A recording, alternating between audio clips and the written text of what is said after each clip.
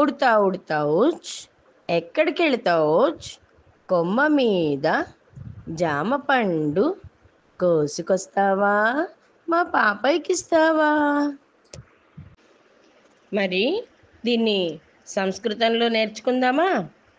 చిక్రోడాహ చిక్రోడాహ ఓచ్ కుత్ర గచ్చతి శాఖాయాం జామీఫలం భవాంచునోతి వా మమ పుత్రికాం దదాతి వా?